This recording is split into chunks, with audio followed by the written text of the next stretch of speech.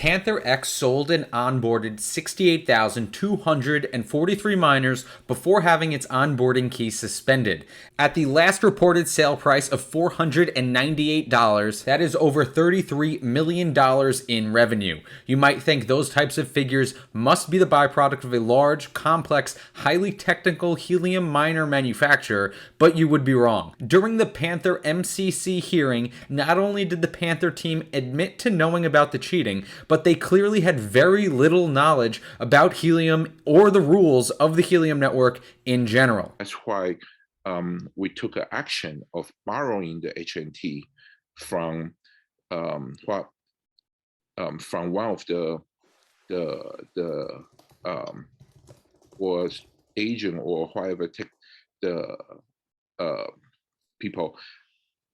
And this was a troubling realization for me and represents what I believe to be Helium's biggest weakness. How a company of such little competence was granted an onboarding key in the first place is frightening and demonstrates how important other measures like HIP 65 are in keeping the Helium ecosystem a trustworthy and reputable one. Perhaps the 5G sub-DAO will not suffer from this type of cheating, but if it does, it could prove catastrophic for Helium. Let's take a look at the details and some more frightening sound clips in today's video.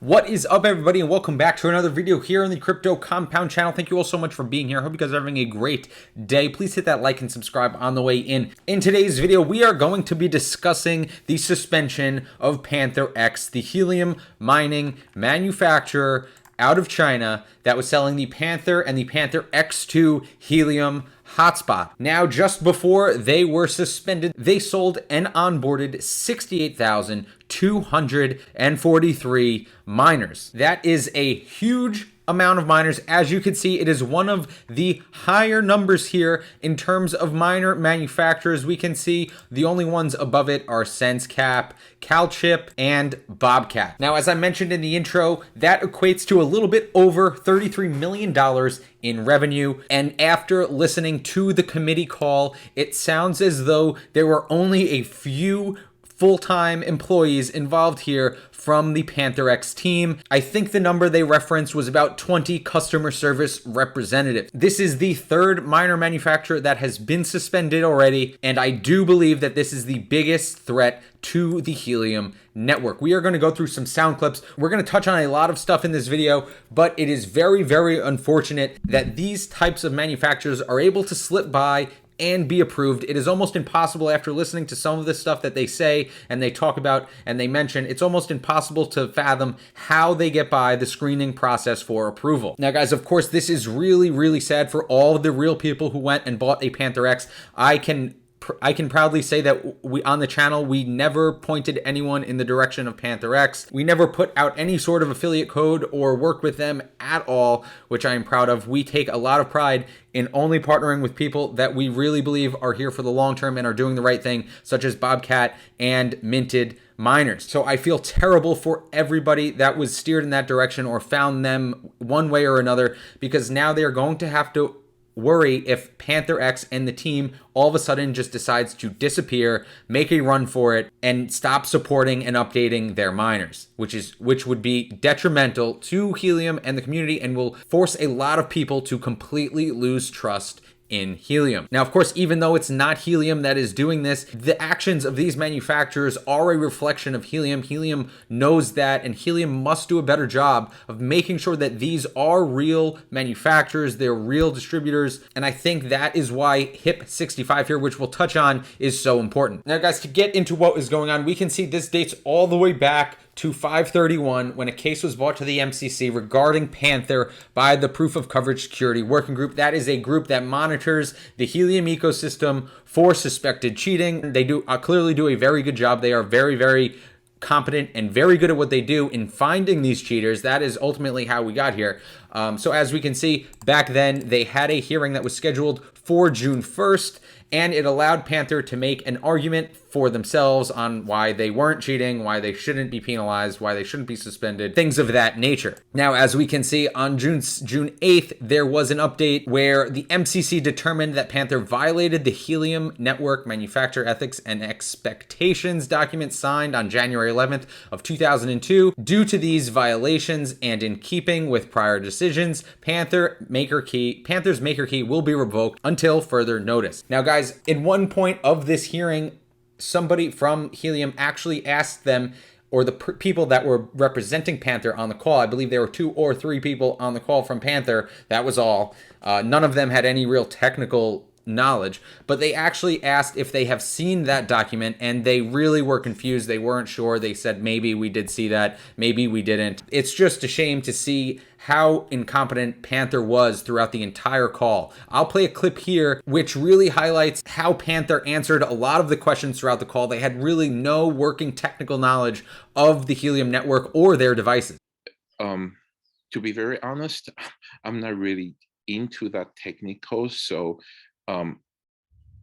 I cannot really correctly answer your. Now, there was no video recording, so we couldn't see any of the slides that either Helium or Panther X were showing. However, you would imagine that if your company is being accused of cheating on the Helium network and you were told to bring data supporting how you were not cheating, you would have some idea of the technical workings and background knowledge of these miners, of your software, of your devices. It is frightening to see that this was who Panther sent, and there was really no one they could point to within the Panther X company that had a working knowledge of this. Despite how much effort and work has been put into HIP 19, it really shows that HIP 19 ultimately, at this point as it stands right now, has failed to weed these types of companies out from being able to onboard miners. Now, of course, this suspension is a little bit different than, let's say, Deeper's, because Deeper was mostly sold to institutional gamers. However, with the Panther X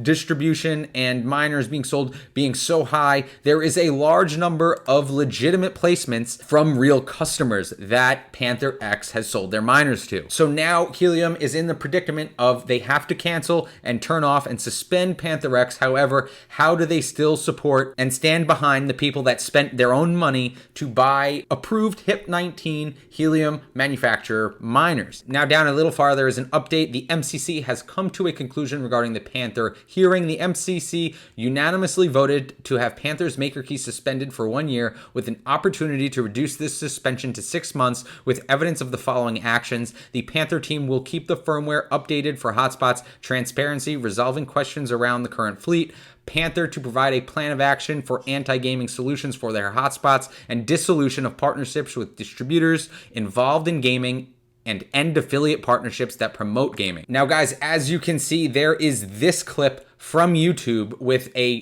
discount code for the Panther X, and it clearly displays an institutional gaming operation. This was mentioned in the hearing, and honestly, the Panther X team really didn't understand the point that the Helium team was making, so they couldn't even properly answer the question. But this is clearly a gaming operation going on with a Panther X code, with a Panther X affiliate code. Now, it cannot be confirmed, but this is believed to basically be one of the distributors that Panther X was partnered with, and this is the kind of operation they were running. Now, of course, the latest update here from Christina is that there is strong statistical evidence from the proof of coverage working group that Panther was complicit with institutional gaming. And in fact, here is a clip of them actually admitting that they knew one of their distributors they were working with was in fact cheating. We've identified that the wallet, the owner of the wallet that you borrowed the massive token amount in December,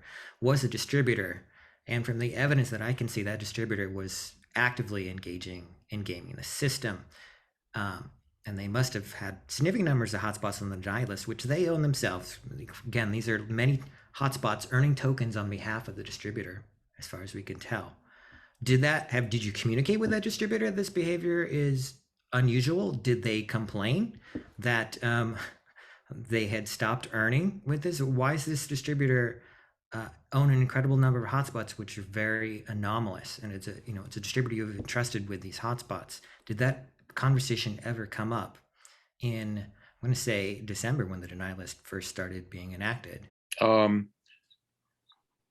my memory, yes, we discussed about it, and we basically, after we found out the denial list start to kick in, we just tell them, you cannot do that. Now, to no surprise, the Panther X team did in fact take significant delays in cooperating with the Helium Manufacturing Compliance Committee in providing documentation to help Helium connect with real helium mining customers. As you can see, Christina says this delay, both in creating a way for customers to submit information and for leaving the window open as long as they are, is not in keeping with a good steward of the network and puts at hazard the terms under which Panther may be allowed to onboard new hotspots after the 1-year trial period. Guys, there is so much more here. We can't cover it all, but it is just really sad to see this. I feel terrible for all the people that went out, spent money on a Panther X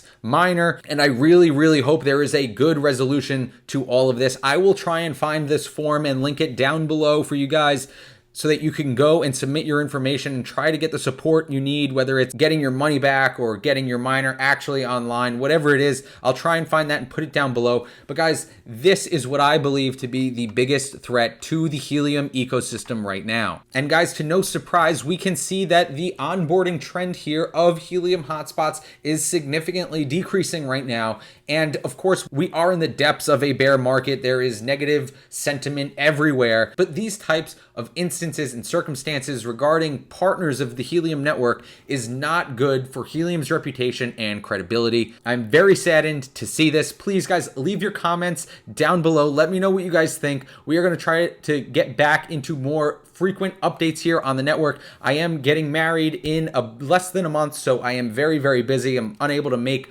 regular update videos, but I want to bring you the most important things here that relate to Helium and the Helium network, and of course HNT. Guys, thank you for being here. Thank you for watching until the end. Please hit that like and subscribe if you have not already. But that is all I have for today's video, and just like that, this video is over, and I will see you next time.